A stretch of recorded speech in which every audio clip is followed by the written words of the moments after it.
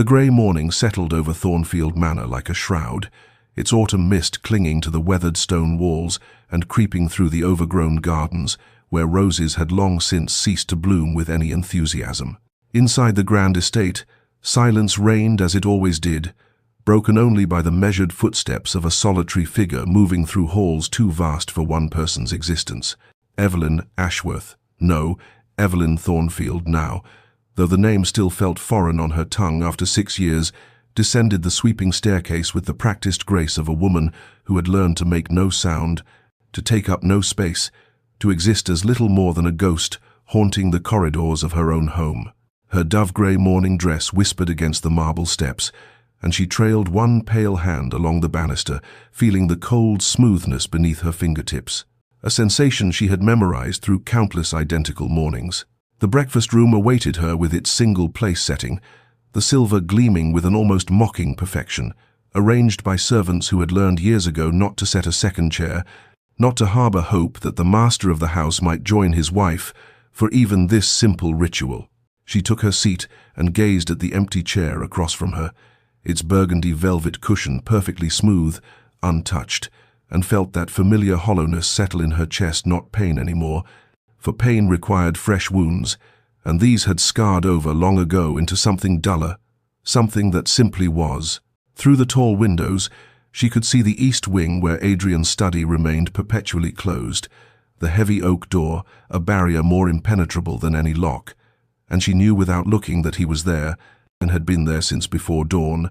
would remain there until well after she retired for the evening. Asterisk. This is my life, asterisk, she thought, not with bitterness but with the flat acceptance of one who had ceased fighting against the tide. Asterisk. This has been my life for 2,190 days, asterisk. She had stopped counting somewhere around the 1,000th, but the number had etched itself into her consciousness anyway, each day adding its weight to the collection. The marriage had been arranged, as such things were in their circles, her father and his father meeting over brandy and cigars, discussing mergers and alliances with the same detached interest one might employ when selecting wallpaper. She had been 19, still foolish enough to harbour romantic notions, still young enough to believe that proximity might breed affection, that time might soften the stern lines of her husband's face. But Adrian Thornfield had taken her as his wife, and then proceeded to treat her as one might treat an unwanted piece of furniture, acknowledged in the most perfunctory sense, maintained out of duty, but never truly seen, never valued, never touched, except for that single, clinical wedding night that had fulfilled obligation and nothing more. Now, as she lifted her teacup with hands that no longer trembled, Evelyn watched through the morning-room window as a carriage was brought around, watched as her husband emerged from the side entrance and climbed aboard without so much as a glance toward the house, toward the windows where she sat, toward the wife he had married for reasons she had never understood and likely never would. The carriage rolled away down the tree-lined drive, and Evelyn remained perfectly still, a portrait of elegant abandonment, knowing he would not return until darkness fell, knowing that when he did, he would not seek her out, knowing that tomorrow would dawn exactly like today, and the day after, and the day after that, stretching forward into a future as grey and cold as this autumn morning, as empty as the chair that would never hold him, as silent as the words that would never pass between them. The memory rose unbidden as Evelyn's fingers found the golden band encircling her fourth finger, turning it absently, as she had done 10,000 times before, the metal warm from her skin yet somehow always feeling cold, alien, a shackle disguised as a symbol of union. 6 years dissolved like morning mist, and she was 19 again, standing in the grand cathedral with its soaring arches and jeweled light filtering through stained glass, transforming the ancient stones into something almost magical, almost capable of blessing the travesty unfolding within its walls. She had worn her mother's dress, altered to fit her slender frame, the ivory silk cascading around her like sea foam, and she had dared, foolish, naive girl, to hope that perhaps this arrangement might become something more, that the tall, dark-haired man waiting at the altar might look at her with something other than the cool indifference she had witnessed during their 3 brief, chaperoned meetings. But when she had walked down that endless aisle on her father's arm, her heart fluttering with nerves and that stubborn, resilient hope that youth carries like a torch into darkness, Adrian Thornfield had watched her approach with eyes as grey and unmoved as winter stone, his jaw set in a hard line, his posture rigid with something that she would later recognize as barely suppressed anger, though at whom or what she could not fathom. The ceremony had proceeded with mechanical precision, his responses delivered in a flat, emotionless tone that sent the first tendrils of dread curling through her chest, and when the vicar pronounced them man and wife, Adrian's kiss had been a mere brush of lips against hers, cold and perfunctory, over before it began, and then he had turned away as if she had already ceased to exist. The wedding breakfast had been an elaborate affair, her father and his business associates holding court at one end of the long table, while Adrian spoke in low tones with his solicitor, and it was then, while servants circulated with champagne and delicate pastries, that she had overheard the words that would haunt her for years to come. "The merger is complete then, the properties consolidated, the debts settled," spoken by a portly gentleman with mutton chop whiskers, and her father's response, slightly slurred with drink, "Indeed, indeed, Thornfield got what he wanted, and I've secured my interests, a satisfactory arrangement all around." She had felt something crack inside her chest that day, some fragile thing she hadn't known she was carrying, but the worst was yet to come, for that first night, when she had waited in the vast bedroom of Thornfield Manor, wearing the delicate nightgown her mother had pressed into her hands, with tearful instructions she was too embarrassed to fully articulate, Adrian had entered the room with the demeanor of a man attending to an unpleasant but necessary task. He had claimed his marital rights in silence, without tenderness, without even meeting her eyes, and when it was over, he had risen, dressed, and left her there in the darkness, alone with her tears and the dawning realization that she had been sold into a loveless prison with no possibility of parole. Now, back in the present morning, Evelyn released the ring and let her hand fall to her lap. The weight of 6 years pressing down upon her shoulders like stones, each one carved with a hope abandoned, a dream relinquished, a part of herself she had learned to bury in order to survive the slow suffocation of a marriage that was marriage in name only, wondering, as she did every morning, how many more years she would wear this band, this symbol of hollow vows, this golden circle of beautiful lies. The days unfurled with monotonous predictability, each one a mirror of the last, and Evelyn had learned to fill the empty hours with small rituals that gave shape to the shapeless void of her existence. After breakfast, she would don her gardening gloves and venture into the grounds where the roses struggled against neglect, and she would prune and tend them with a devotion that the servants whispered was touching in its futility. For what purpose did beauty serve when no one remained to admire it? Yet she persisted, finding in the soil and the thorns something honest, something that responded to care even if nothing else in her life did. And by mid-morning her fingers would be stained with earth, her cheeks flushed from exertion, alive in a way she never felt within the manor's oppressive walls. The library became her sanctuary in the afternoon hours, that vast room with its floor-to-ceiling shelves holding thousands of volumes that Adrian never touched, and she would lose herself in worlds created by minds far removed from her own suffering, traveling to places she would never see, loving characters who loved freely in return, living vicariously through ink and paper and imagination. Mrs. Brennan, the housekeeper who had served the Thornfield family for 3 decades, would sometimes pause in the doorway with fresh tea, and Evelyn would catch the older woman's expression, a mixture of pity and helpless sorrow that made her feel simultaneously comforted and pathetic. For even the servants knew the truth of her marriage, had witnessed her attempts over the years to bridge the chasm between herself and her husband. She had tried, God knows she had tried, in those first months and then years, appearing at his study door with offerings of tea, with questions about his day, with invitations to walk the gardens or attend the theatre,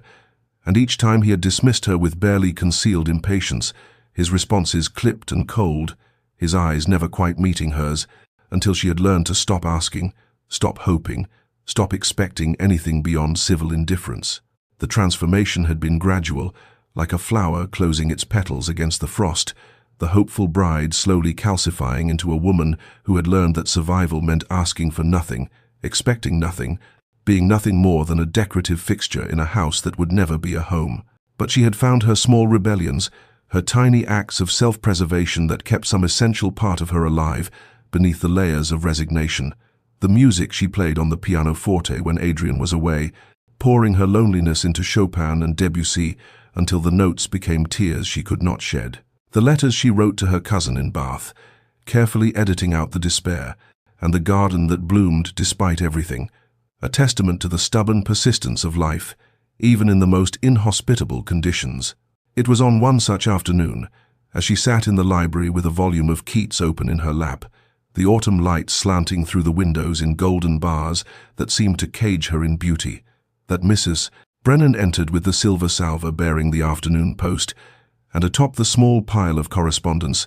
lay a cream envelope with an ornate seal, an invitation to the Haverford Ball, the first grand event of the social season, and Evelyn stared at it for a long moment, her heart beginning to beat with something that might have been hope or might have been fear,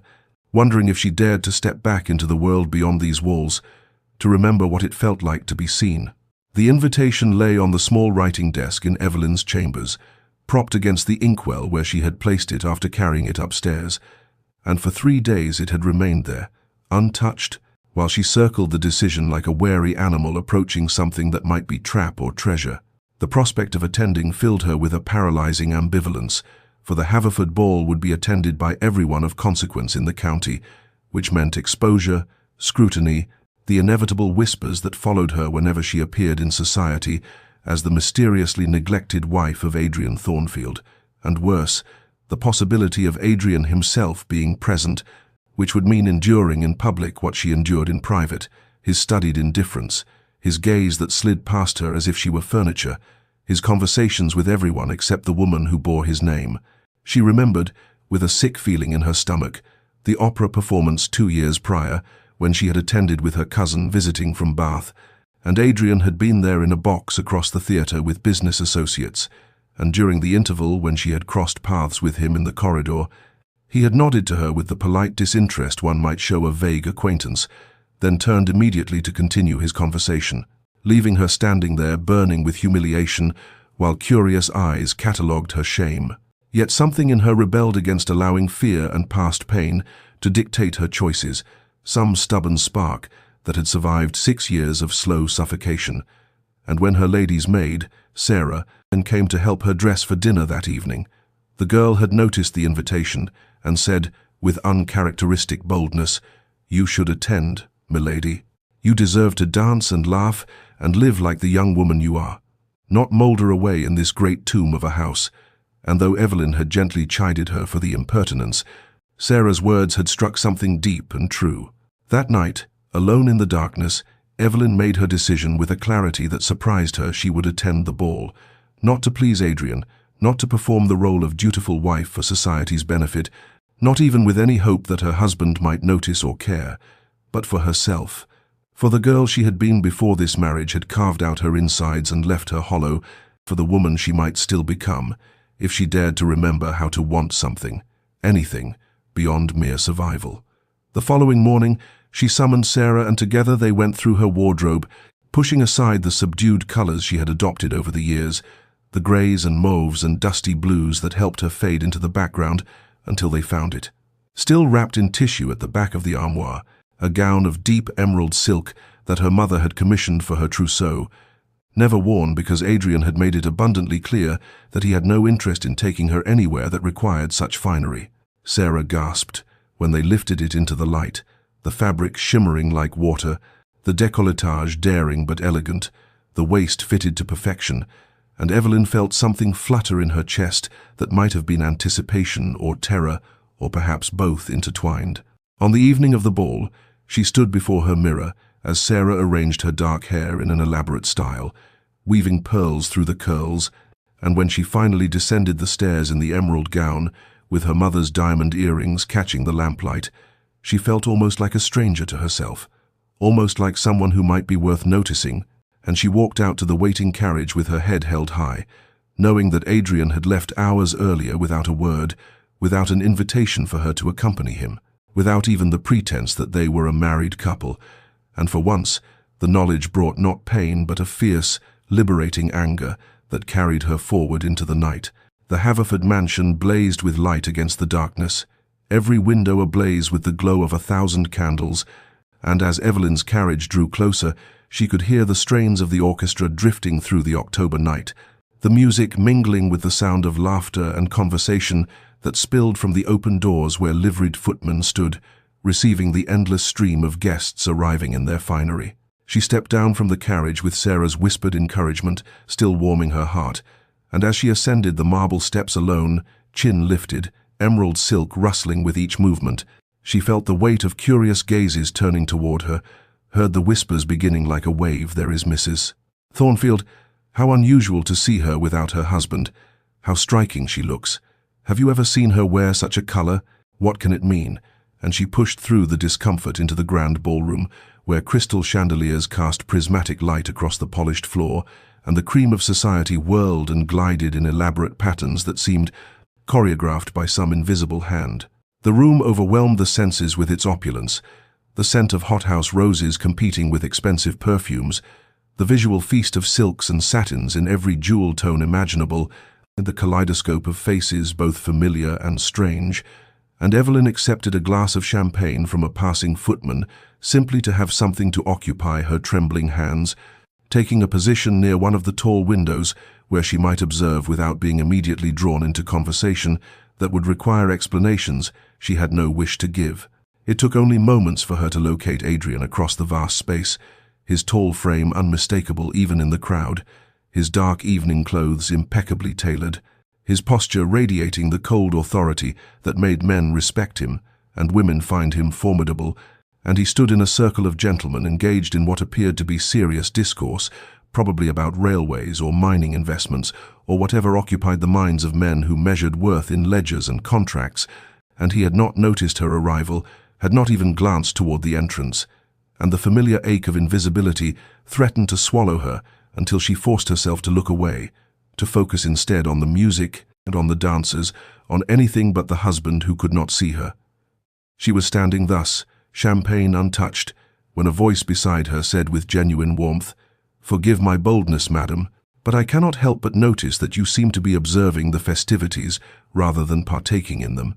and I wonder if you might honor me with a dance, for it seems a terrible waste for someone so gracefully presented to remain a spectator."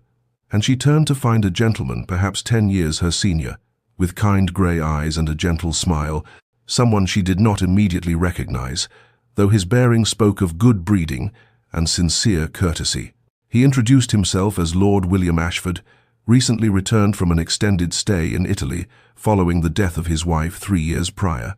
and there was something in his manner that spoke of shared understanding, of someone who had known loss and emerged from it with compassion intact. And when he extended his hand with a questioning look, Evelyn hesitated for only a heartbeat before placing her gloved fingers in his palm, thinking that this small act of acceptance, this willingness to dance with a stranger who had asked kindly rather than out of obligation or pity, was itself a reclamation of something she had thought lost forever, a quiet declaration that she existed beyond the confines of her marriage, that she could be seen, could choose, could move through the world as herself, rather than as the shadow of a man who had never wanted her. Lord William Ashford led her onto the dance floor with the practiced grace of a gentleman who had waltzed in the finest ballrooms of Europe, his hand at her waist firm but respectful, his other hand cradling her gloved fingers with a gentleness that made her throat tighten unexpectedly. And as the orchestra began the familiar strains of a Viennese waltz,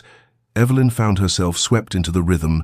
her emerald skirts swirling around her legs like water, the chandelier light fragmenting into stars above them as they turned and turned again in patterns that required no thought, only surrender to the music's pull. William was perhaps an inch shorter than Adrian but moved with far more fluidity, and he guided her through the dance with such natural confidence that she felt graceful in his arms, felt almost beautiful, and when he spoke his voice was low enough that only she could hear over the swelling strings, asking her if she had been to Italy, whether she enjoyed music, what books had captured her attention lately, questions that seemed genuinely intended to know her rather than to fill silence with meaningless pleasantries,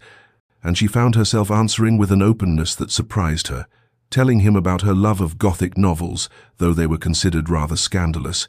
about her attempts to learn Italian through grammar books in the library,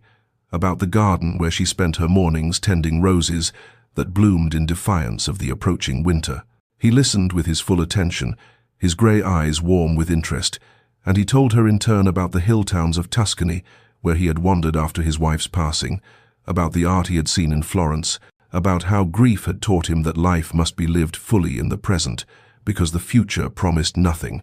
And there was such gentle wisdom in his words, such hard-won peace, that Evelyn felt something loosen in her chest,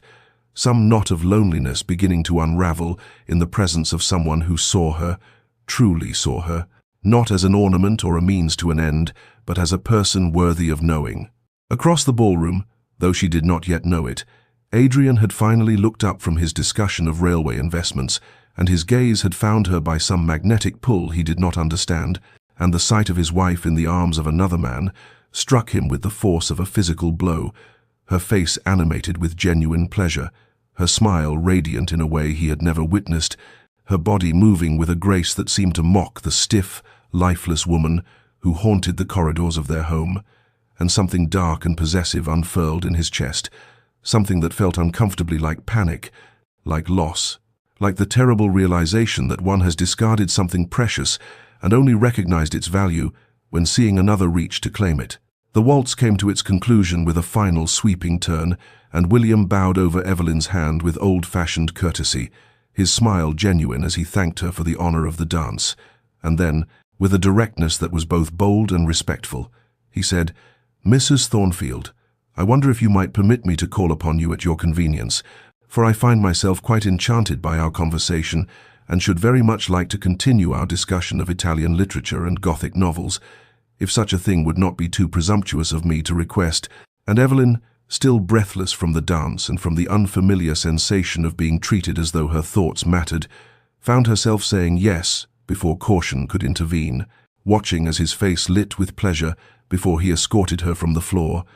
unaware that across the room her husband stood frozen, champagne glass forgotten in his hand, staring at her with the expression of a man who had just watched his entire world tilt on its axis and could not comprehend how he had failed to notice it, moving until this precise, irrevocable moment. Adrian stood motionless near the marble pillar, where the sight of his wife laughing had first arrested him,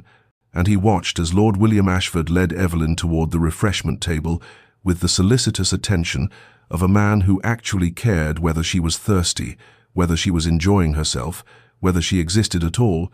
and the rage that bubbled up in Adrian's chest was so unfamiliar and so unwelcome that for a moment he could not identify it, could only feel the terrible heat of it spreading through his veins like poison, and he realized with sudden horrifying clarity that he was jealous, profoundly and irrationally jealous of a man who had done nothing more than dance with a woman who was, by all legal and moral rights, not his to dance with at all. The memory came unbidden, as it always did, when he allowed himself to feel anything, the memory of his father's face when the creditors had come, when everything had been seized and sold, when the proud Thornfield name had been dragged through bankruptcy courts and scandal sheets, and his father's voice breaking as he explained that Richard Hartley had orchestrated it all, had used inside knowledge gained through friendship to destroy their shipping company and absorb its most profitable routes into his own empire, and the way his mother had wept silently in the drawing room as their furniture was carried away piece by piece, and then the fever that had taken his father within the year, the grief and shame literally consuming him from within until there was nothing left but a shell in a borrowed coffin. Adrian had been 23 when he had sworn over that grave that he would have his revenge, that he would rebuild the Thornfield fortune through sheer will and ruthless business acumen, and that he would take from Richard Hartley something precious, something irreplaceable. And when the opportunity had come 6 years later to marry Hartley's only daughter, the girl he doted upon, the child he had spoiled and cherished and planned to see brilliantly matched, Adrian had seized it with cold calculation, had courted the business alliance while privately planning never to give Evelyn anything of himself, and to make her a prisoner in a loveless marriage, to ensure that her father would watch his beloved daughter wither in loneliness, and know that it was Adrian Thornfield who had orchestrated her unhappiness. He had never looked at her properly, had never allowed himself to see her as anything but a symbol, a playing piece in his game of retribution, and even on their wedding day, when she had stood beside him in ivory silk, with hope trembling in her violet eyes, he had kept his gaze fixed somewhere over her head, had spoken his vows in a voice devoid of warmth, had turned away from her the moment propriety allowed, and had continued turning away for 6 years without once questioning whether his revenge was achieving anything beyond the slow erosion of his own humanity. But now, watching her across the ballroom as she smiled at something William said, watching the way candlelight caught in her dark hair and made her skin glow like pearl, watching her move with unconscious grace in that emerald gown that transformed her from the grey ghost who haunted his house into someone vibrant and alive and utterly beyond his reach,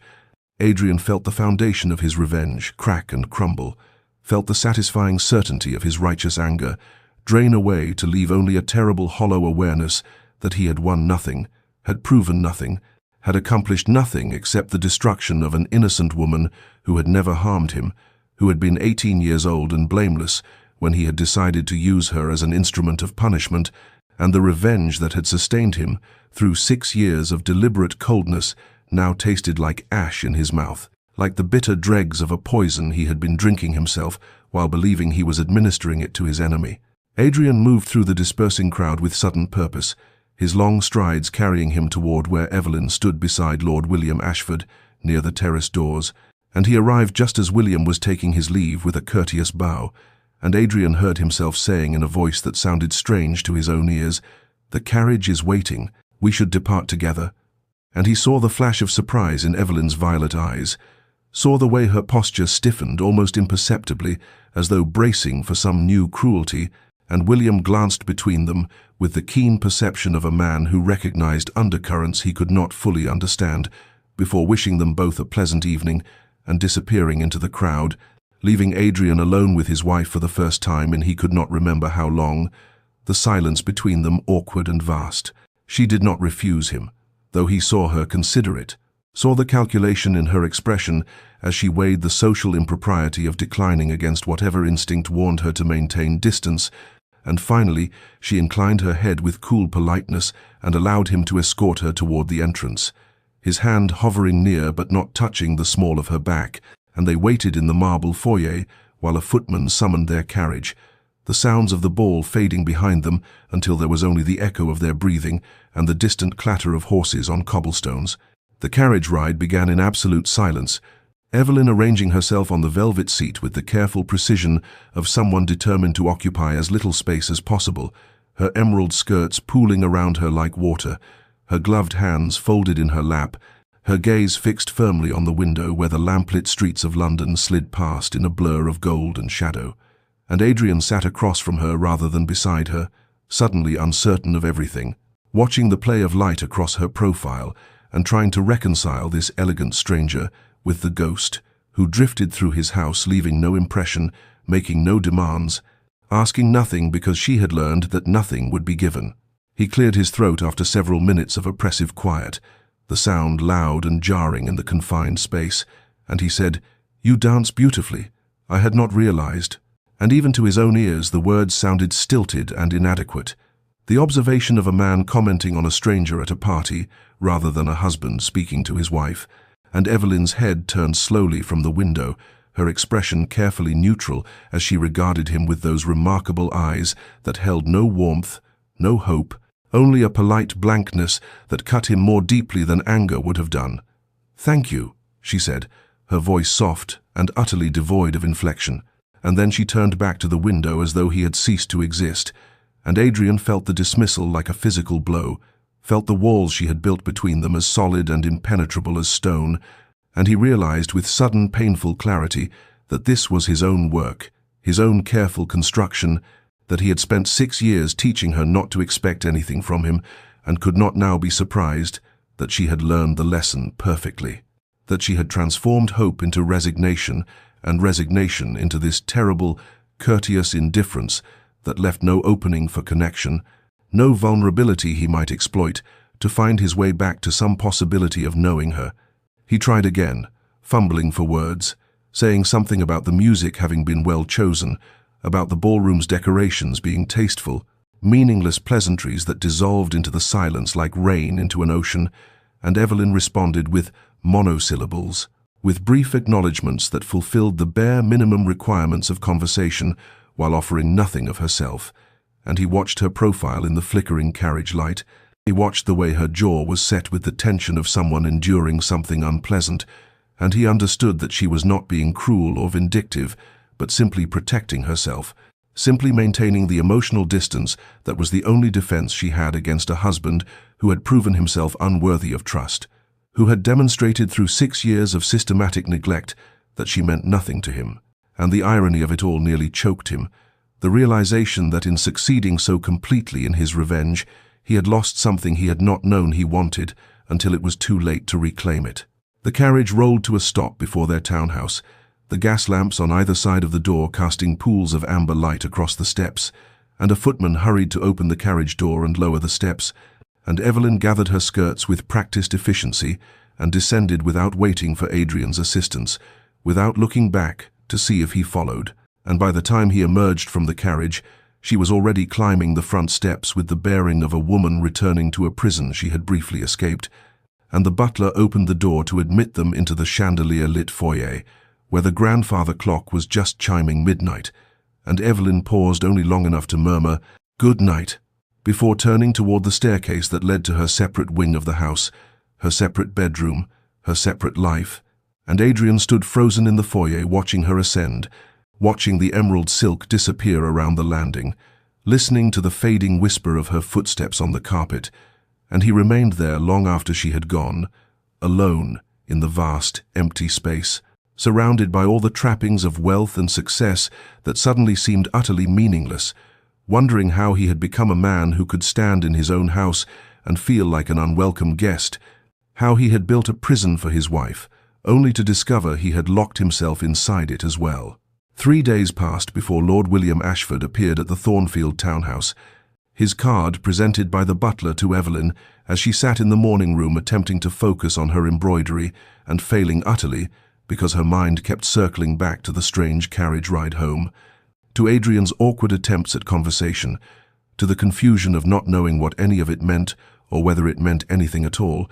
and when the butler announced that Lord Ashford was calling and requesting the honor of her company, Evelyn felt a peculiar mixture of relief and apprehension wash over her. Relief, because William represented something uncomplicated and genuine in her increasingly bewildering existence,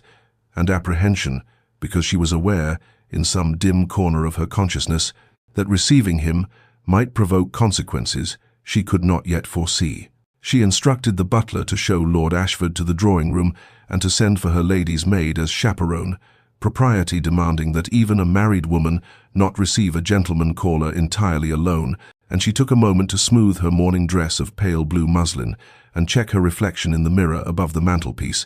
seeing there a woman who looked composed and serene despite the turmoil churning beneath the surface,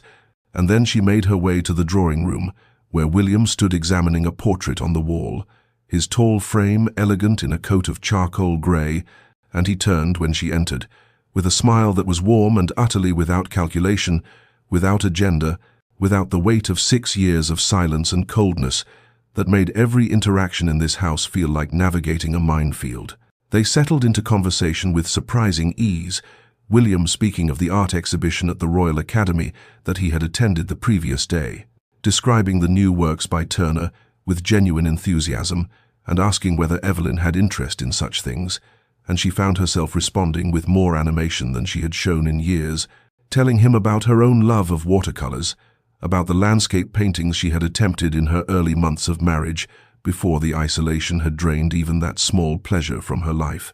And William listened with the focused attention of someone who actually cared about her answers, who saw her as a person with thoughts and preferences and interior life rather than as a decorative object or a means to an end. Their discussion ranged from art to literature, William mentioning that he had recently read a new novel that he thought she might enjoy, a romance set in the Scottish Highlands that his sister had recommended, and Evelyn confessed her fondness for poetry, for Wordsworth and Keats, for verses that captured beauty and melancholy in equal measure, and they discovered a shared appreciation for travel literature, for accounts of distant lands and exotic cultures, William describing his time in India, with the East India Company, and the strange beauty of the subcontinent, and Evelyn speaking wistfully of places she had only read about, of Venice and Paris and the Swiss Alps, destinations that existed for her only in books and paintings, because her marriage had confined her to an emotional prison, even as it provided material comfort. What neither of them noticed during their animated conversation was the figure that appeared briefly at the study window overlooking the street. Adrian, having heard the sound of an unfamiliar masculine voice drifting up from the drawing room and having moved to investigate with a churning sensation in his gut that he recognized now as jealousy, that primitive, possessive feeling that had no rational basis, given that he had forfeited any claim to Evelyn's attention or affection through 6 years of deliberate neglect, and he stood watching as William eventually emerged from the house and helped Evelyn into her cloak for a turn around the garden, the two of them walking the gravel paths between the rose bushes with the easy companionship of old friends. And Adrian gripped the window frame until his knuckles went white, watching his wife smile at another man, watching her gesture expressively as she spoke, watching her exhibit all the animation and warmth that he had never seen directed toward himself, because he had never given her reason to offer it. When William finally took his leave with a deep bow and a promise to send her the novel they had discussed, when he handed Evelyn a crisp white card with an invitation to a gallery opening the following week, when she accepted with a smile that transformed her entire countenance into something radiant and alive, Adrian turned away from the window, feeling as though he had witnessed something being stolen from him, something he had thrown away himself and now desperately wanted back, and the bitter irony of it settled over him like a shroud, the knowledge that his revenge had succeeded so perfectly that he had made his wife a stranger, and now that he wanted to know her, to claim some small corner of her attention, he had no idea how to begin, no idea how to compete with a man who offered kindness and respect and genuine interest. The simple things that Adrian had withheld as weapons and now understood were the very things that built the connections he had never known he wanted. The following morning, Evelyn descended to breakfast at her customary hour, expecting the usual solitary meal, and her newspaper and tea awaiting her at the small table by the window where she had taken her morning meals alone for 6 years. And she stopped short in the doorway of the breakfast room to find Adrian already seated there, not at the head of the long formal dining table where he occasionally took his meals, but at her small, intimate table, and he looked up when she entered with an expression that might have been hopefulness or might have been uncertainty, and he said, "Good morning. I thought we might breakfast together." And Evelyn felt confusion wash over her like cold water, because this was not their pattern, this was not how their household operated, and she moved slowly to her chair, trying to understand what this alteration meant, what fresh cruelty or strange game he might be playing now. The meal proceeded in excruciating awkwardness,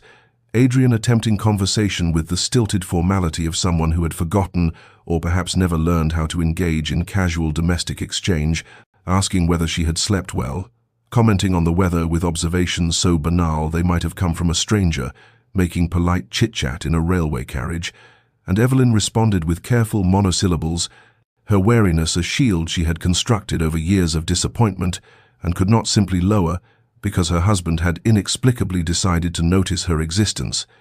and she watched him covertly over the rim of her teacup, trying to discern what had changed, what catalyst had transformed 6 years of systematic neglect into this sudden, awkward attention that felt more disorienting than comforting. The pattern repeated itself over subsequent days, Adrian appearing at meals he had never before attended, lingering in rooms where she sat reading, making fumbling attempts at dialogue that revealed how little he knew of her life, of her thoughts, of anything beyond the most superficial facts of her existence. And one evening at dinner he asked with the air of someone attempting genuine interest, "How did you occupy yourself today? What activities filled your hours?"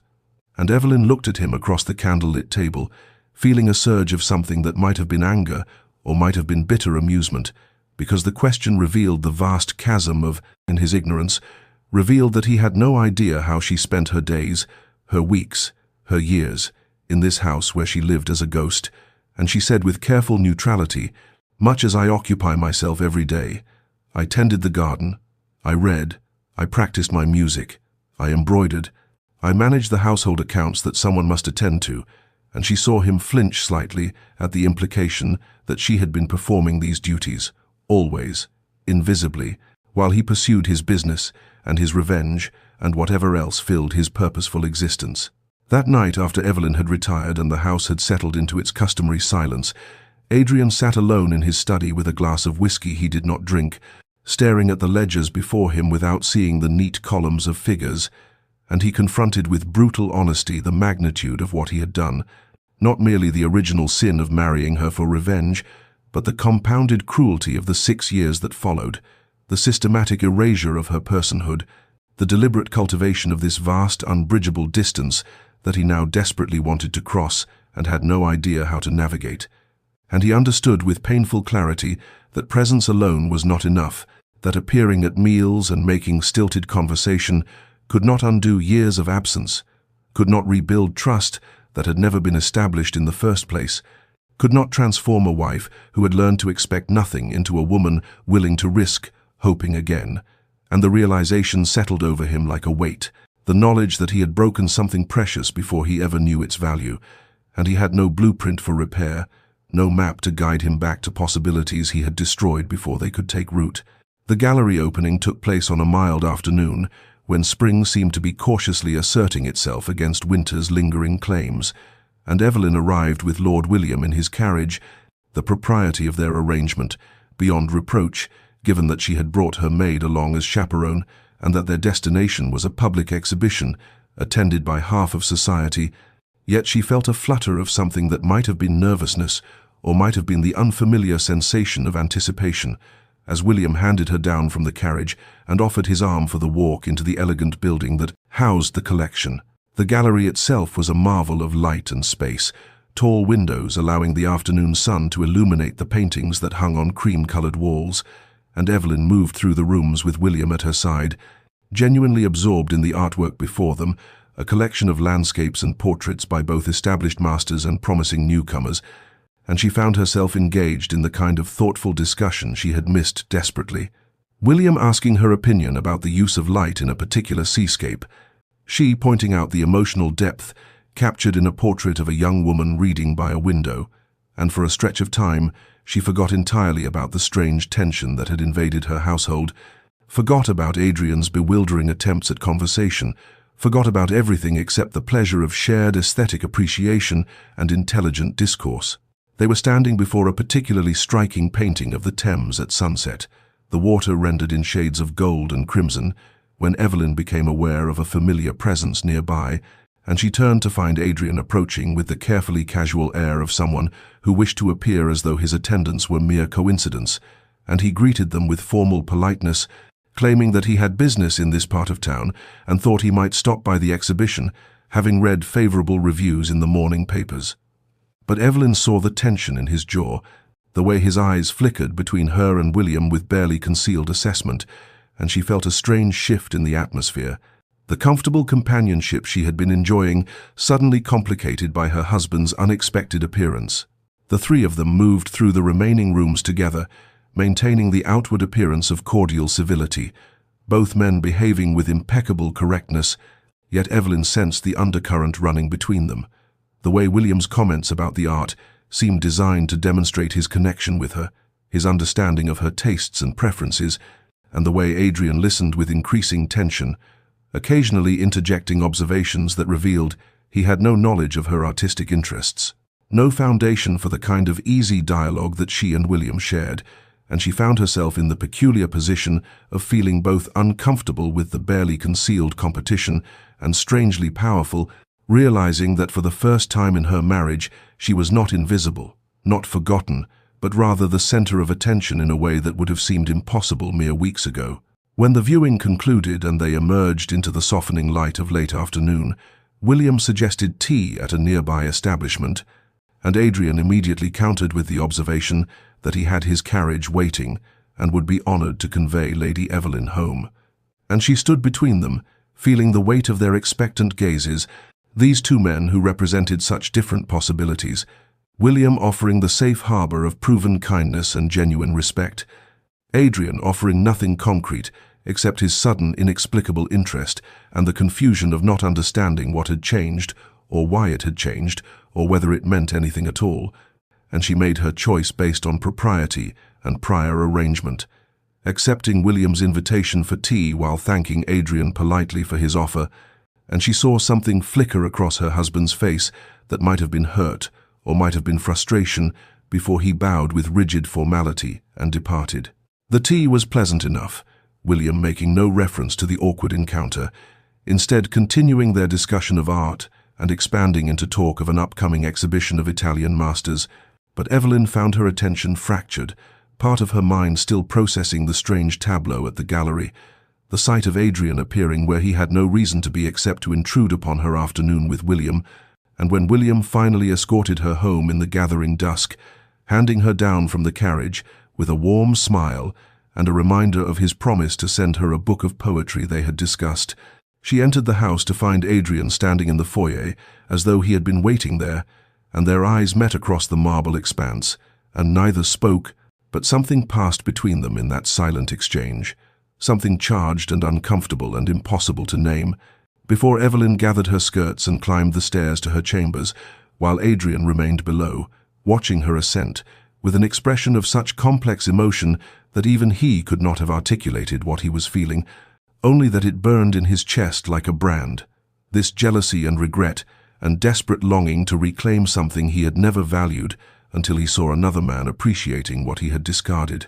The weeks that followed the gallery opening settled into a pattern that would have seemed impossible just months earlier,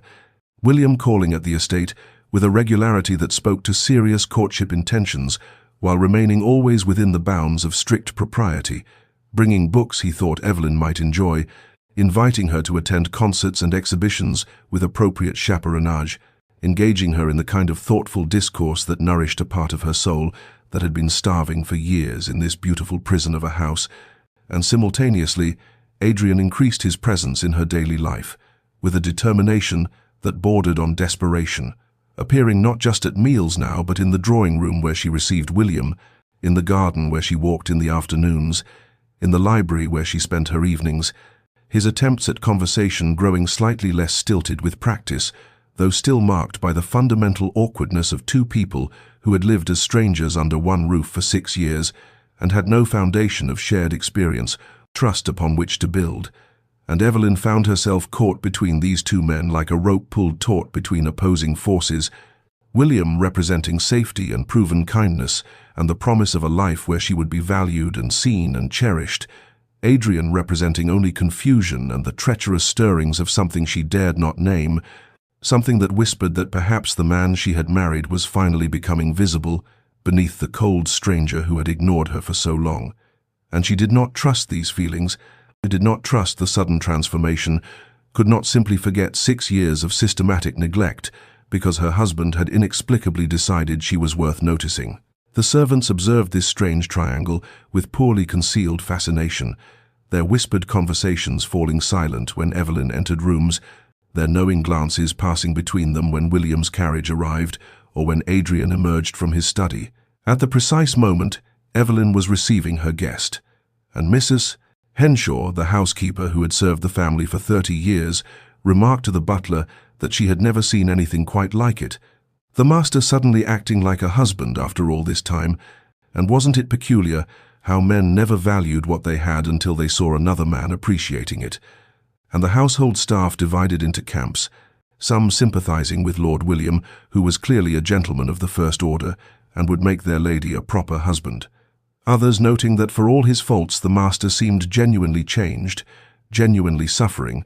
genuinely attempting to breach the walls his own cruelty had constructed. Evelyn's internal conflict deepened with each passing day, her conversations with William leaving her feeling peaceful and appreciated,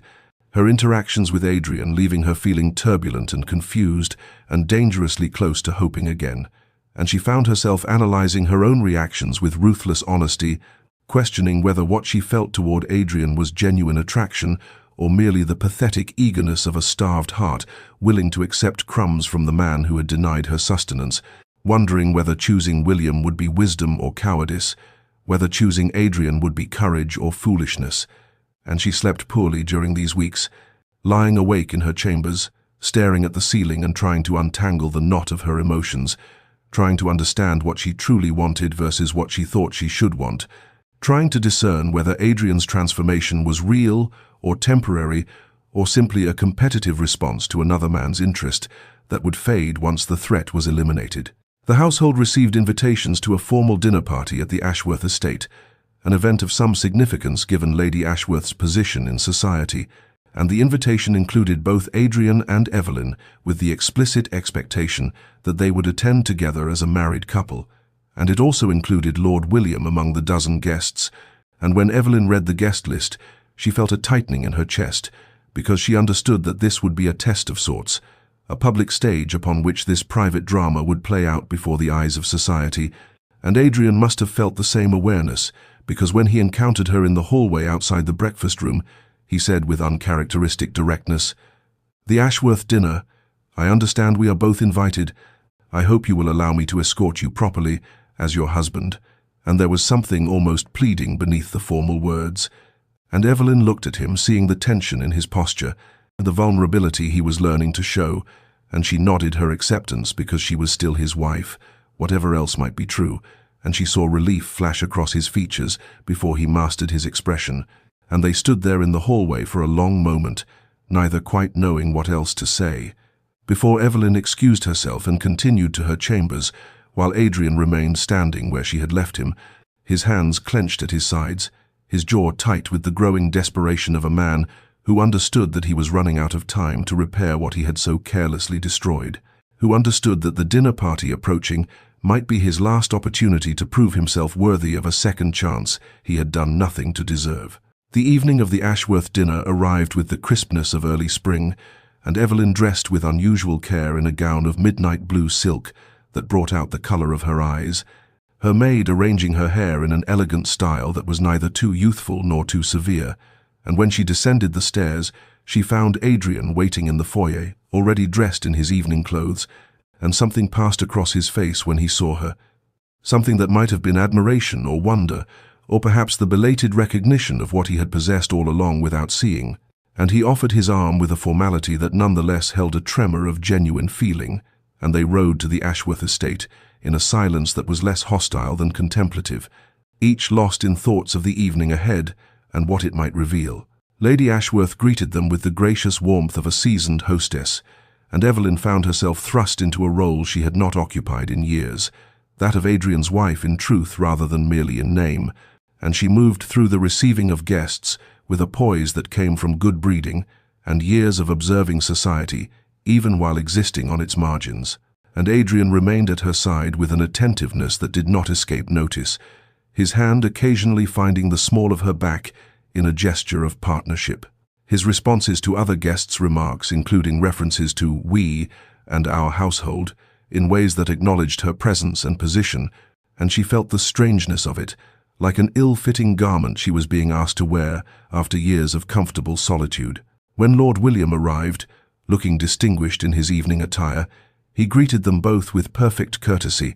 though his eyes lingered on Evelyn with a warmth that spoke volumes, and she saw Adrian stiffen almost imperceptibly beside her,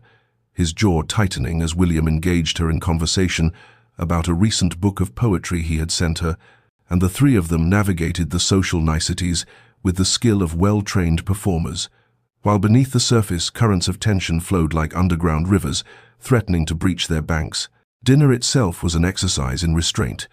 Evelyn seated between a baronet's widow and a young scholar of antiquities,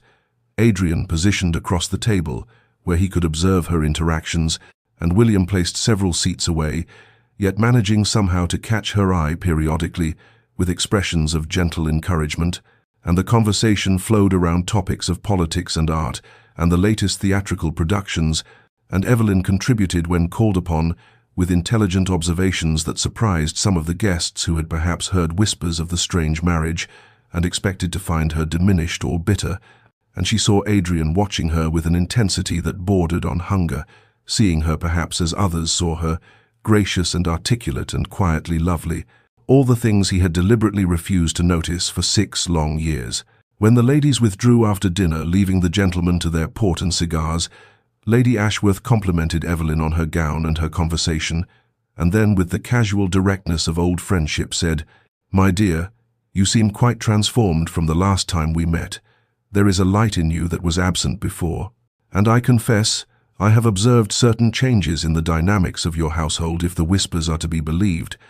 And Evelyn felt heat rise to her cheeks but maintained her composure, replying only that life had indeed become more interesting of late,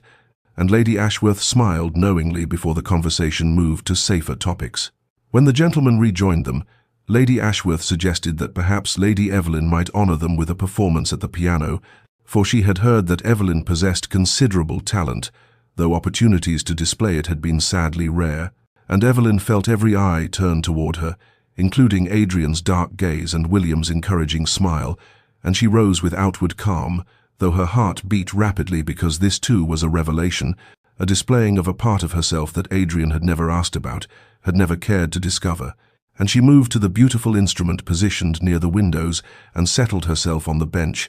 her fingers finding the keys with the familiar ease of long practice, and she began to play a piece by Chopin, Nocturne in E-flat major,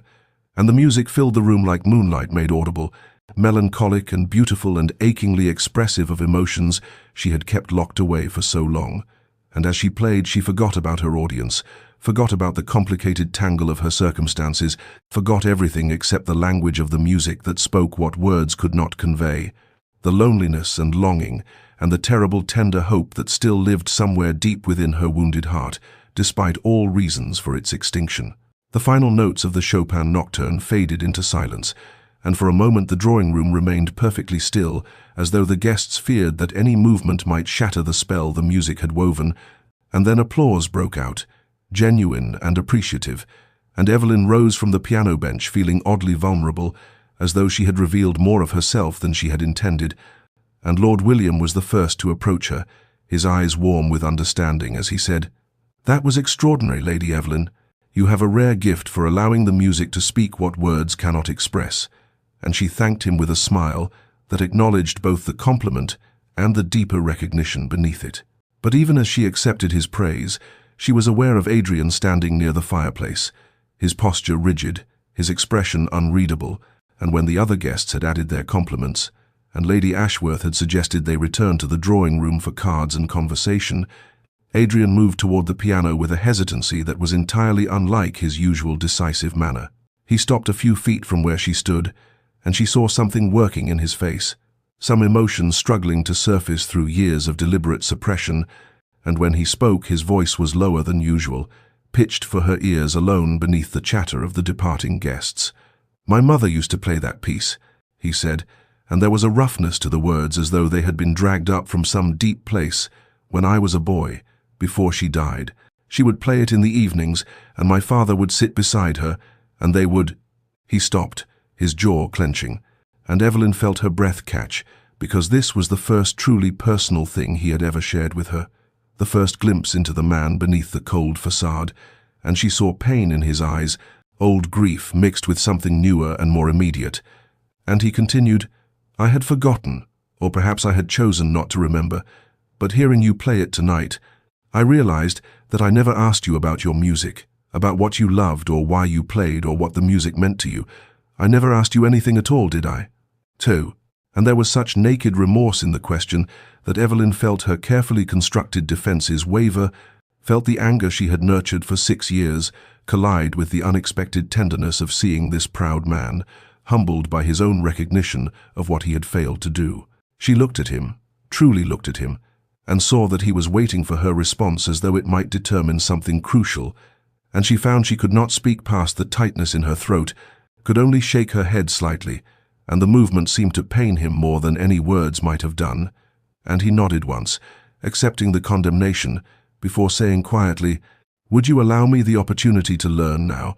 even though I have no right to ask it, even though I squandered every chance you gave me before?" The other guests had moved to the adjacent room, leaving them in this moment of strange intimacy, and Evelyn felt the weight of choice pressing upon her, the safety of retreat warring with the dangerous pull of possibility, and before she could formulate an answer, Lady Ashworth's voice called from the doorway, asking if they would join the others for cards, and the moment fractured, and Evelyn moved past Adrian toward the drawing-room, feeling his eyes follow her progress, and the rest of the evening passed in a blur of polite conversation and whist. But when they finally departed in the small hours of the morning and rode home in Adrian's carriage, he said as they pulled up to their estate, "I would speak with you if you are not too tired. There are things I need to say, things I should have said long ago." And Evelyn looked at his face illuminated by the carriage lamps and saw both hope and fear there. and found herself nodding agreement, even as her heart beat hard with apprehension about what such a conversation might unleash. They entered the library together, and Adrian closed the door behind them with a soft click that seemed to seal them into this moment of reckoning, and Evelyn moved to stand near the fireplace where embers still glowed from the earlier evening fire, needing the warmth against the chill that had settled into her bones despite the spring season. And Adrian remained by his desk, one hand resting on its polished surface as though anchoring himself, and the silence stretched between them until he finally spoke, his voice rough with emotion he had not allowed himself to feel for so many years. "I do not know how to begin this," he said, and she heard the tremor beneath the words, the uncertainty of a man venturing into territory he had deliberately avoided. "I have rehearsed speeches in my mind, but they all sound inadequate to the task of explaining what I have done, what I have failed to do, what I have been." Evelyn turned to face him, her expression guarded but not entirely closed, and she waited, giving him nothing, making him work for whatever absolution he sought. And he seemed to understand this because he drew a breath and continued, "When I married you 6 years ago, it was not with honorable intentions. I married you for reasons that had nothing to do with you as a person. You were a means to an end, a piece in a larger game I was playing, and I am ashamed to admit that I never looked beyond that, never considered what it would mean for you to be bound to a man who had determined from the outset to be cold and distant." The words fell between them like stones dropped into still water, creating ripples that spread and multiplied, and Evelyn felt pain bloom fresh in her chest because hearing it stated so plainly was different from suspecting it, and she asked quietly, "What game, what end could possibly justify such deliberate cruelty?" And Adrian's face twisted with something that might have been self-loathing as he replied, "I cannot tell you everything, not yet. There are aspects of my motivations that are not mine alone to reveal, and business matters that implicate others, but I can tell you that I was wrong, grievously wrong, to use you as I did, to punish you for circumstances beyond your control." His answer was not enough. She knew that and he knew that, but there was something in his eyes that suggested genuine torment, and she found herself saying, "You speak of using me as though I were an object, a tool, and for 6 years, that is precisely what I have been, a wife in name only, a ghost haunting the halls of a house that was never truly home, and now you appear before me with regrets and half-explanations, and expect what exactly?" Her voice had risen slightly, anger giving it strength, and Adrian flinched but did not look away, accepting her fury as his due, and he said, "I expect nothing, I have no right to expectations, but I am asking, begging if necessary, and for the opportunity to know you as I should have done from the beginning, to learn who you are beyond the role I forced upon you, to discover if there might be any possibility of building something real from the ruins of what I destroyed before it could even begin." Evelyn looked at him and saw not the cold stranger she had married, but a man genuinely struggling with remorse, and she felt her anger war with a treacherous softening, a crack forming in the walls she had built so carefully around her heart, and she knew that whatever she decided in this moment would determine the course of everything that followed. And finally she said, "I cannot forgive you, not now, perhaps not ever, but I will consider allowing you to try to know me, though I make no promises about what you will find or whether it will be enough." And Adrian's expression transformed with something that looked dangerously close to hope, and he nodded slowly, accepting her terms, and asked softly, "May I begin now? May I ask you about the music, about why you chose that particular piece tonight?" And Evelyn felt tears prick her eyes because it was such a small question, but it represented everything he had never asked before, and she sank into the chair near the fire and began to speak about her mother who had taught her to play, about the consolation music had provided during the loneliest years, about how the Chopin nocturne reminded her of both beauty and sorrow intertwined, and Adrian listened with an attention so focused it was almost painful to witness, and when she finished, he thanked her quietly for trusting him with even that small piece of herself, and they sat together in the library until the fire burned low, not touching, not reconciled, but perhaps beginning the long, difficult journey toward understanding. Weeks passed, like the slow turning of pages in a familiar book, each day marked by small, careful steps towards something that might eventually resemble understanding, and Evelyn found herself caught in a strange new rhythm where morning light would find her and Adrian walking together through the garden paths she had once traversed alone, their footsteps synchronized, though they rarely touched. And at first, these walks were conducted in near silence, broken only by observations about the weather or the progress of the roses. But gradually, as April surrendered to May and the estate bloomed with color, their conversations began to deepen in ways that felt both fragile and significant. Adrian would ask about the books she read and listen with an attention that seemed to memorize every word, as though he was studying for an examination he desperately needed to pass. And Evelyn found herself speaking more freely than she had intended about the novels that had sustained her through the lonely years, about the poetry that had given voice to emotions she could not otherwise express. And once, when she quoted a line from Wordsworth about finding peace in nature, Adrian had completed the verse in a voice rough with disuse, revealing depths she had not suspected. And she had looked at him with surprise that made him confess he had been reading the same volumes from the library, trying to understand what had nourished her spirit in his absence. Lord William continued to call with perfect propriety, bringing flowers and books and engaging her in conversations that ranged from art to philosophy, and Adrian would watch from windows or doorways with an expression that spoke of barely controlled torment. And once, when William had stayed longer than usual, discussing a new translation of Dante they had both read, Evelyn had found Adrian afterward in his study, his hands gripping the edge of his desk as though physically restraining himself. And when she had asked if something troubled him, he had turned to her with eyes that burned with emotions he seemed unable to name, and said only, "I have no right to object to your friendship with Lord Ashford. I forfeited any such rights long ago, but I find myself struggling with demons I did not know I possessed." And the raw honesty of the admission had made her heart beat faster with something that might have been fear, or might have been its opposite. They began taking tea together in the afternoons, and Adrian would attempt small gestures of consideration, remembering how she preferred her tea, ensuring her favorite cakes were served, asking after the welfare of the garden plants she had mentioned. And though these attentions were simple, they represented a fundamental shift from the man who had not noticed her existence for 6 years. And Evelyn felt herself softening despite her determination to remain guarded, felt the walls she had built beginning to develop cracks through which dangerous possibilities might enter. One evening, they sat together in the library reading in companionable silence, she with her volume of poetry and he with correspondence he was attempting to manage, and at one point, she reached for a book on the table between them. At the same moment he reached to return his pen to its stand, and their hands came within a breath of touching. So close she could feel the warmth of his skin, though they did not make contact, and both froze in that suspended moment, and Evelyn saw Adrian's chest rise and fall with quickened breathing, saw his eyes fixed on the narrow space between their hands, as though it represented a chasm. He longed to cross but dared not, and she withdrew her hand slowly, carefully, and heard his quiet exhalation that might have been disappointment or relief, or both, and they returned to their reading. But the words on her page had ceased to make sense,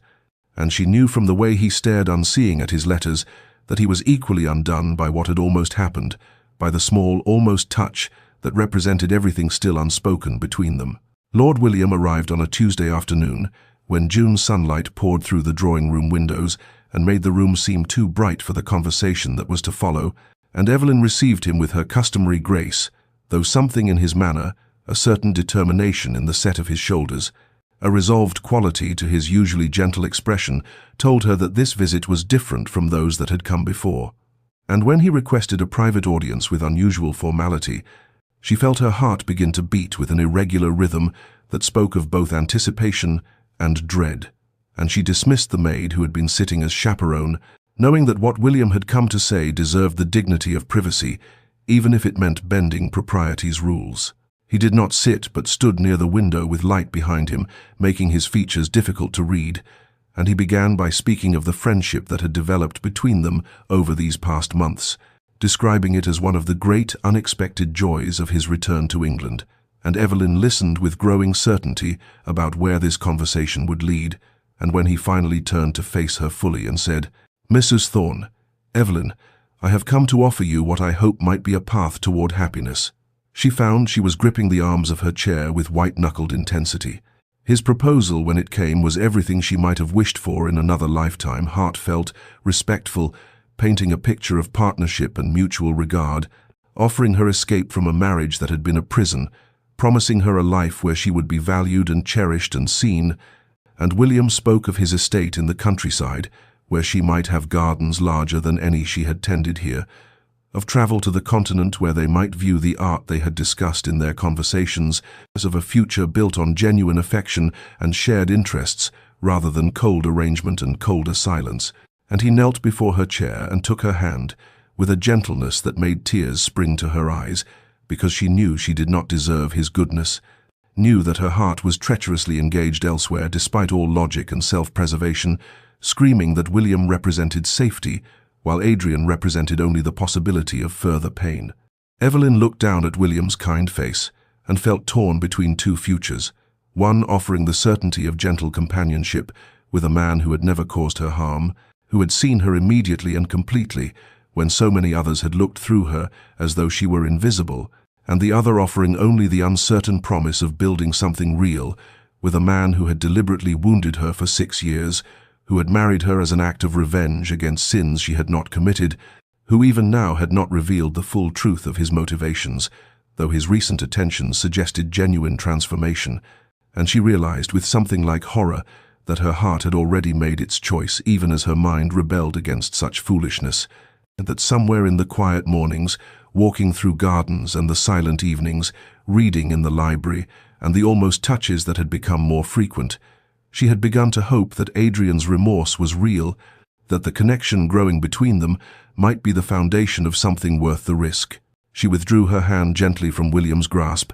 and saw understanding dawn in his eyes even before she spoke, and she said, in a voice thick with emotion, "Lord Ashford, William, you honor me more than you can know with this proposal, and I wish I could accept, with the wholehearted joy such an offer deserves. But I must ask for time to consider, for there are matters in my own heart that I do not yet fully understand, as complications that would be unfair to bring into any new union without first resolving them." And William rose with the grace of a man who had perhaps anticipated this response, and he said quietly, "I understand, or I believe I do, and I will wait for your answer however long you require, but know that my offer stands regardless of how much time you need to examine your heart." And he kissed her hand with old-world courtesy and departed, leaving Evelyn alone in the sunlit room, with her tears falling freely now because she knew that she was choosing the harder path, the one that offered no guarantees, the one that might lead to deeper heartbreak than she had yet experienced, and yet she could not seem to choose otherwise, could not seem to turn away from the man who had spent 6 years ignoring her existence, but who now looked at her as though she were the answer to questions he had not known to ask. And she sat in that bright room until the shadows grew long, and she finally had to confront what her heart had been trying to tell her for weeks, that she was falling in love with her own husband, and perhaps had been falling for him since that night in the library, when he had asked about her music, and listened as though her answer mattered more than anything else in the world. Evelyn rose the next morning, with resolution settling in her chest like a stone dropped into still water. The decision made in the sleepless hours before dawn, that she would go to William and decline his generous offer with the honesty he deserved, and then she would find Adrian and tell him that despite all reason and self-preservation, she was willing to try, and willing to build something real from the ashes of their hollow marriage. But first, she needed him to understand the courage this choice required of her, needed him to see what she was risking by choosing hope over safety, and she dressed with particular care as though armoring herself for battle,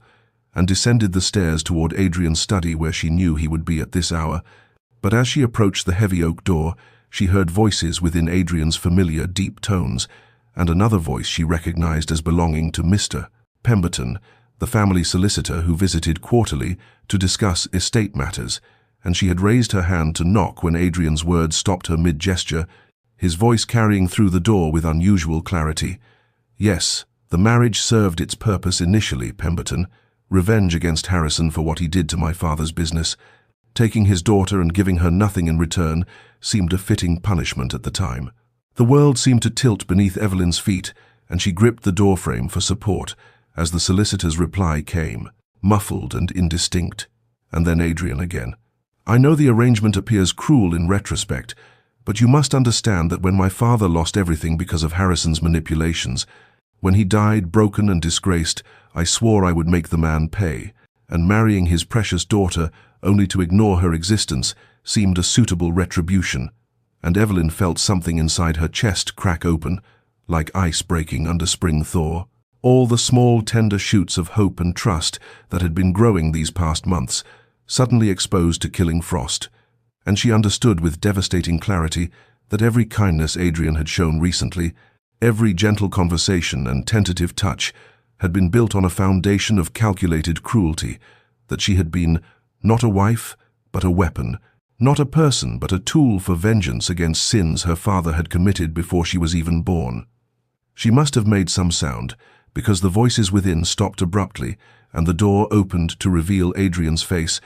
and whatever expression she wore made the color drain from his features, as comprehension dawned that she had heard that the truth he had been carefully avoiding could no longer be concealed, and Pemberton gathered his papers and departed with uncomfortable haste, leaving them facing each other across a chasm that had suddenly widened into something that might be unbridgeable. Evelyn found her voice, though it emerged as something barely above a whisper, asking, "Is it true? All of it? Was I truly nothing more than an instrument of revenge? Did you marry me solely to punish my father by making me suffer?" And Adrian's silence was answer enough, though he finally said, "It was true, at the beginning. But Evelyn, you must understand that I have changed, that what I feel for you now is real." But she was shaking her head, because the words that had once meant everything now meant nothing. Every memory recontextualized through this new terrible knowledge, the wedding day where he had looked through her, the 6 years of deliberate invisibility. Even the recent attentions now suspect, because how could she trust that they were genuine rather than another phase of whatever revenge he had planned? She demanded the complete truth with a steadiness that surprised her, and Adrian confessed it all in a voice hollow with despair. How her father had destroyed his father's shipping business through underhanded dealings and false testimony. How the elder Thorne had died in disgrace and poverty. How Adrian had spent years rebuilding the family fortune with the singular purpose of making Harrison pay. How marrying Evelyn had been the final piece of his revenge, taking Harrison's beloved only daughter and condemning her to a half-life of loneliness and neglect. And he spoke of how his feelings had begun to shift when he saw her dancing with William, how the week since had shown him the depth of what he had destroyed, how he had fallen in love with the woman he had married to punish. But Evelyn was no longer listening because the pain was too vast to contain. 6 years of suffering suddenly given context and meaning that made it somehow worse, and she felt herself breaking apart like a ship against rocks. All the careful composure she had maintained dissolving into grief and rage, and a betrayal so complete it seemed to hollow her out from within. Adrian reached for her, and she recoiled as though his touch might burn, and she saw him flinch at the rejection, but she could not bring herself to care, could not access anything beyond the anguish of understanding that she had never been seen as human, that her pain had been the point, that the man she had been foolish enough to begin loving had orchestrated every moment of her suffering with deliberate intent. And she turned and fled up the stairs to her chambers, leaving Adrian standing alone in the corridor with his confession hanging in the air like smoke from a fire that had consumed everything worth saving. And she locked her door and collapsed onto the floor and wept with a violence that seemed to tear something fundamental inside her, mourning not just the marriage that had been a lie, but the fragile new thing that had been growing between them, the tender possibility that had been revealed as just another illusion. And in his study below, Adrian sat with his head in his hands, knowing that he had finally lost what he had only just realized he desperately wanted to keep, that the truth he had hidden had done exactly what truth always does. When kept in darkness, it had grown into something that destroyed everything it touched. 3 days passed in silence that settled over the estate like snow, muffling all sound, and Evelyn remained in her chambers, while Adrian haunted the corridors below like a ghost condemned to witness what he had destroyed, and she found herself turning William's proposal over in her mind with new perspective, because it represented not just escape, but salvation, a chance to leave behind the ruins of a marriage built on vengeance, and begin again with a man whose kindness had never wavered, whose regard had been genuine from the first moment. And yet, even as she recognized the wisdom of accepting his offer, She could not quite bring herself to pen the letter that would seal her decision, could not quite extinguish the stubborn flame of something that still burned, despite all reason, telling her it should have died the moment she learned the truth. She emerged on the fourth morning to find Adrian had not slept, the servants whispering that he had spent each night in his study staring at nothing, eating nothing, and she steeled herself against the sympathy such reports tried to evoke, because she reminded herself that he had orchestrated 6 years of her suffering with deliberate calculation, that whatever pain he experienced now was merely a fraction of what he had inflicted upon her. And yet, when she encountered him in the corridor and saw the devastation in his features, she felt something twist inside her chest that felt dangerously like compassion. Mrs. Hartley, the elderly housekeeper, who had served the Thorne family for 40 years and who had watched Evelyn's lonely existence with increasing distress, found her in the garden that afternoon and sat beside her on the stone bench with the familiarity of long service, and she spoke quietly of things she had observed. These past months, how Adrian had questioned her extensively about Evelyn's preferences and habits, seeking to learn everything he had refused to know for 6 years, how he had ordered her favorite flowers planted throughout the gardens, though he had never mentioned it to Evelyn, how he had been reading the same books she read, as though trying to understand her mind through the pages she touched. "And Mrs. Hartley said with gentle certainty, "I do not excuse what he did, my dear, the cruelty of those first years, but I have watched him transform from a man consumed by hatred into one consumed by love, and while the former was his choice, the latter seems to have ambushed him against his will, and perhaps that matters for something." Evelyn sat in the fading afternoon light, considering the housekeeper's words and understanding that she stood at a crossroads where both paths led to uncertain futures. William promised safety, but perhaps not passion, companionship, but perhaps not the depth of connection she had begun to glimpse with Adrian, while the other path led through darkness and pain towards something that might become real or might simply be another iteration of suffering. And she realized that the question was not whether Adrian deserved forgiveness, for forgiveness could not be deserved but only given, but rather whether she possessed the courage to choose based on who they both might become rather than who they had been, whether she could build a future on the foundation of genuine transformation rather than the security of starting fresh. She thought of Adrian as he had been in recent weeks, before the truth shattered everything, the careful attention he had paid to her words, the way he had looked at her as though truly seeing her for the first time, the gentle, almost touches that had spoken of desire, tempered by respect. And she thought of the man who had married her to punish her father, and realized they were not the same person, and that somewhere in the space between revenge and remorse, he had become someone different. And while that transformation did not erase the harm he had caused,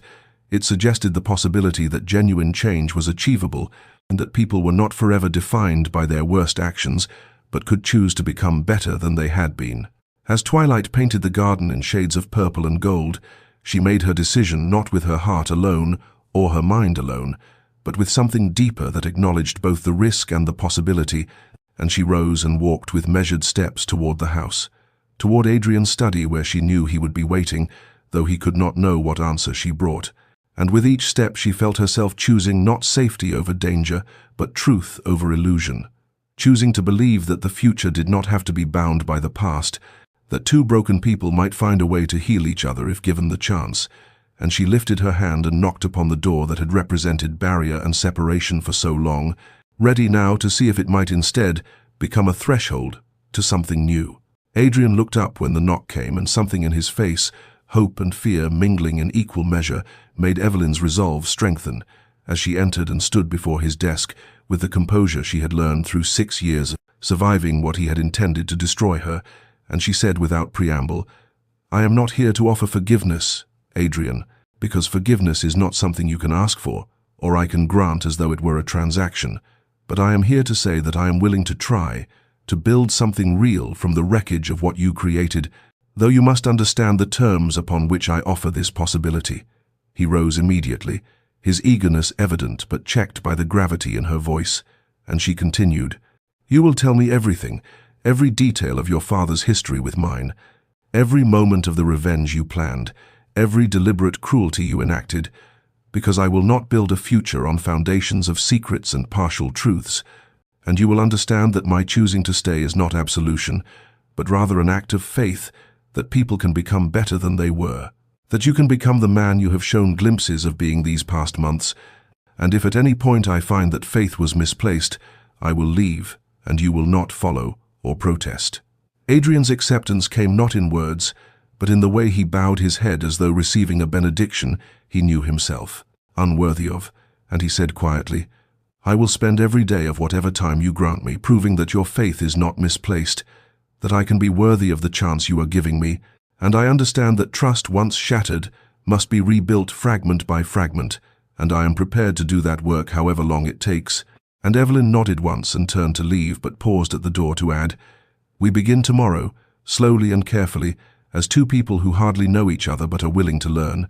and perhaps in time we might build something that resembles what a marriage should have been from the start." 3 years passed like water, wearing smooth the sharp edges of stone, and the estate that had been a mausoleum of suffering transformed gradually into something that held warmth and life, the change so incremental that no single moment could be identified as the turning point, but rather it was the accumulation of thousands of small choices. Adrian asking about Evelyn's thoughts and genuinely listening to her answers, Evelyn allowing herself to laugh at his wit without guardedness, both of them learning the intricate geography of each other's minds and hearts through patient exploration, and the servants who had witnessed the years of coldness now observed with satisfaction the way their master and mistress moved. And through the halls together, hands occasionally brushing in passing, conversations flowing easily over breakfast, the evidence of genuine partnership built through consistent effort and absolute honesty. The garden where Evelyn had once sought solace in loneliness became instead a place they tended together, and on an afternoon in late spring with the roses in riotous bloom and the air heavy with the scent of possibility, Evelyn sat on the stone bench, cradling their infant daughter, while Adrian knelt among the flower beds, speaking softly to the child about the different varieties, as though she could understand, and watching them, Evelyn felt something inside her chest that she had thought revenge had killed permanently, the sense of being completely, genuinely happy,